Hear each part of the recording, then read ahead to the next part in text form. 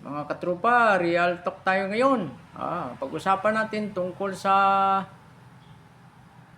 matinding krisis ng ating panahon ngayon, yung depression at saka yung anxiety. Despite na nasa modern era na tayo, lumago na yung kabuhayan, marami ng paglilibangan. Madali na yung buhay ng tao, pero matitindi ang nangyayaring depression at saka anxiety sa mga tao. Tulad ng isang araw, anak ng TV personality, merong depression, anxiety, at saka bipolar disorder.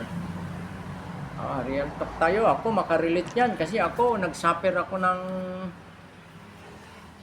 depression at saka anxiety. Ang totoo yan, walang gamot dyan.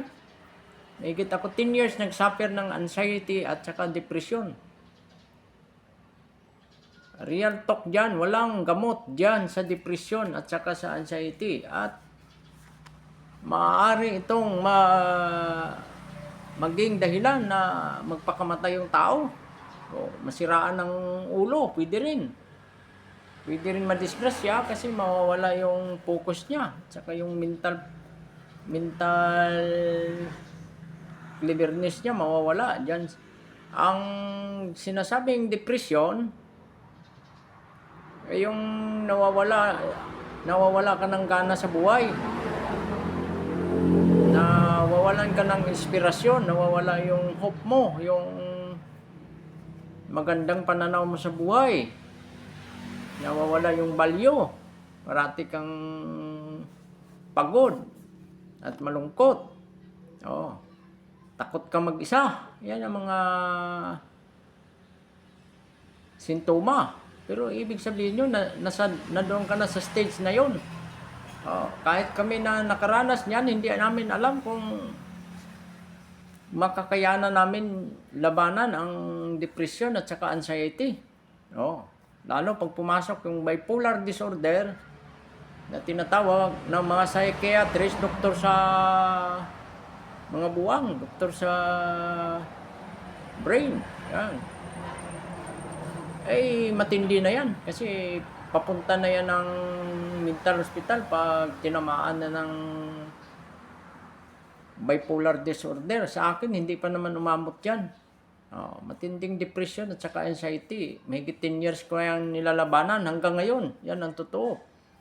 Tsaka yung mga taong depressed at saka may anxiety, yan yung mga tao, akala nyo napakasaya. Napakatalino, napakatalented. Pero hindi natin alam.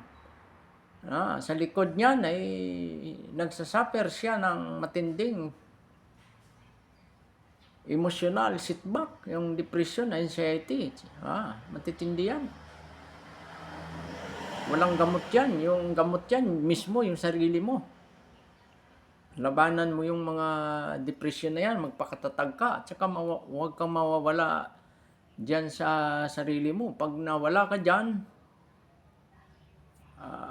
makapag-isip ka ng suicide. Yan ang pinakamatinding dyan. Sa akin, ginagawa ko, kumapit ako sa Diyos. Yan ang number 1 na nakatulong sa akin. Na kumapit ako sa Diyos, malabanan ko yung ganyang klaseng depression, tsaka anxiety. Tsaka hindi ako umabot doon sa bipolar disorder. Ibig sabihin, normal yung ating neuro, tsaka mental, more tayo sa emotional, tsaka sa metabolic. Yung mga taong depressed, tsaka may anxiety, bawal maglasing yan.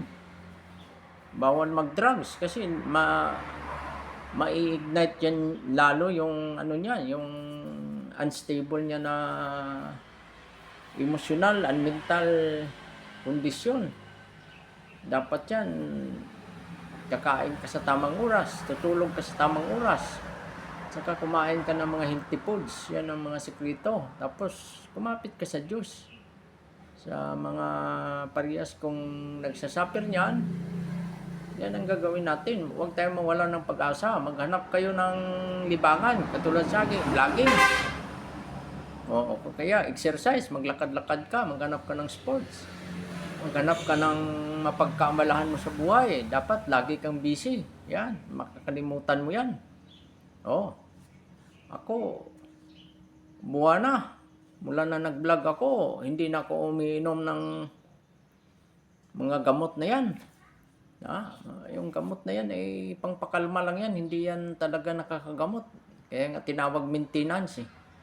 So, dapat yan, itapon yan, mga maintenance medicine. Bumalik tayo sa natural. Natural na gamutan. May nakuha na naman kayo sa inyong katropa. To God be the glory. Kumapit lang tayo sa taas, sa Diyos. Huwag tayong bumitaw.